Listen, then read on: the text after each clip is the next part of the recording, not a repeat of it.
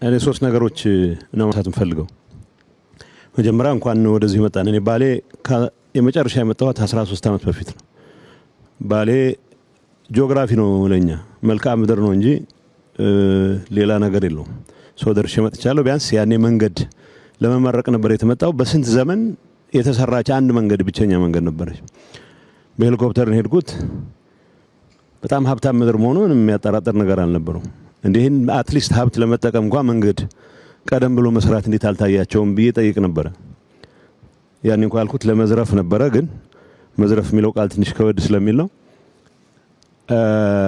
ሶፍ ዑመርን የማየት ያው መልክዓ ምድር ክላሶቻችን ላይ ሶፍ ዑመር ኢትዮጵያ ከምትኮራባቸው ተብሏል። ተሰማዋል። ሶፍ ዑመር አጠገብ ሆኜ ሶፍ ዑመር የሚሄድ ፍላጎቱም አልነበረኝም። ብፈልግም ኖሮ ኢንፍራስትራክቸሩ አልነበረም። በጣም መንቻካ ፈረንጆች ማየት አለብን ብሎ ከሚመጡት በስተቀር እዚህ ጋር የሚባል እንቅስቃሴ የለም። የመጀመሪያው ትኩረቴ እንኳንም አጋጣሚው ተፈጥሮ ወደ ሶፍ ዑመር ለመምጣት ሶፍ ዑመርን ቅድም ጻድቃንም እንዳነሳው መልክዓ ምድር ብቻ ሳይሆን ታሪክም እንደሆነ ለማየት እድሉ እንኳን ገጠመኝ ይላል። ሶፍ ዑመር እንዳልኩ ዋሻ እቺ ፎቶ ላይ የምናያት ነገር ብቻ ነች እንጂ ውስጥ ገብተህ ይሄን ያክል ረጅም ርቀት ያለው ሰብተራኒያን ዓለም እንደሆነ እንግዲህ ባሌ አካባቢ መልክዓ ምድር ተራሮች አሉት። ቅድም እነ ጁነዲን ሲያነሷቸው የነበሩ እኔም ትልቁ ፒክ ላይ ፎቶ ለመነሳት ጭምር የቻልኩበት ነው። በታሪክ ምን ሰማይ ነበረ፣ በወሬ ምን ሰማይ ነበረ።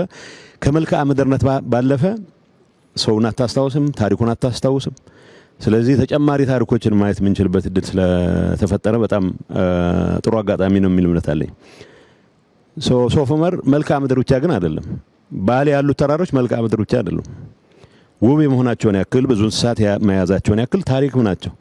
ይህ አካባቢ ለምሳሌ የኢትዮጵያ ኢንተግራል የመልክዓ ምድር አካል ነው። ሶፍ ዑመር ይኮራበታል። ሰሜን ማነው የባሌ ማውንቴንስ ይኮራባቸዋል።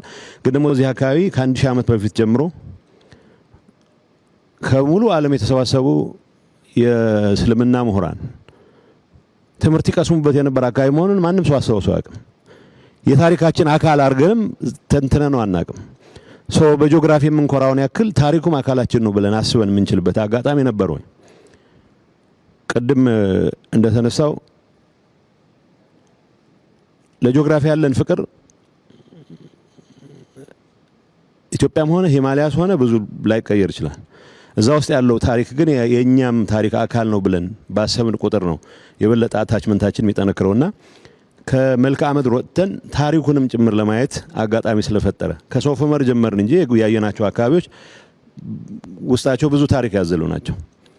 ይሄንንም ለማየት እድሉ ስለገጠመን አይ ቲንክ ጥሩ አጋጣሚ ነው የሚል እምነት አለኝ። ከሌሎች ጋር መገናኘት እኔም ያስደስተኛል።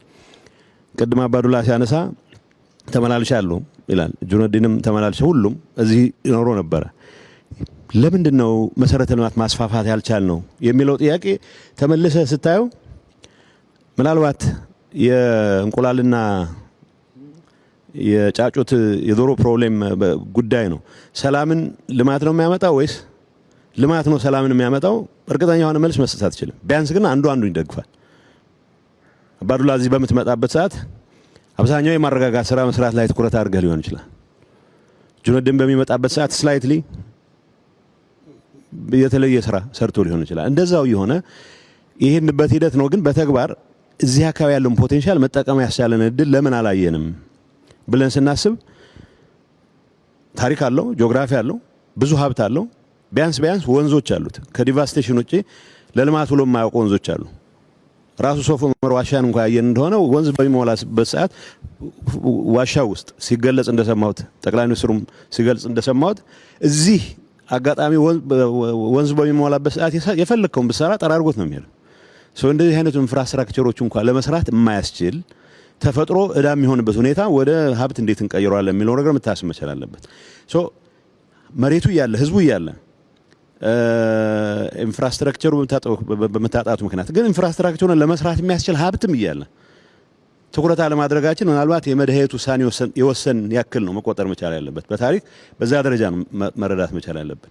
እዚህ ያለውን ሀብት ተጠቅመን ህዝቡ የተረጋጋ ኑሮ እንዲኖር ብቻ ሳይሆን ከሴፍቲኔት ወጥቶ እጁ ውስጥ ባለው ሀብት ሌሎችንም ማገዝ የሚያስችለው ከምንም ነገር በላይ ግን ይሄን አካባቢ ሁሉም ነገር ባሟላ መልኩ ፉሊ ትራንስፎርም ማድረግ የሚያስችለው አቅም መፍጠር እንችላለን የሚል ነው። ሶ ፈለግንም አልፈለግንም ያለፉት ፌሊየሮች ምንድናቸው ብለን በደንብ ስቶክ ወስደን ምናልባት ብዙ እንትን ማለት ሳይጠበቅብን ፎከስድ ሆነን ያለው ሀብት ያለው ሪሶርስ ያለው የህዝቡ አኗኗር ሁኔታ ያለው የአየር ሁኔታ ብዙም ሳይበግረን ብዙ ለውጥ ማምጣት እንደምንችል የምናሳይበት አጋጣሚ ተፈጥሯል የሚል እምነት አለኝ።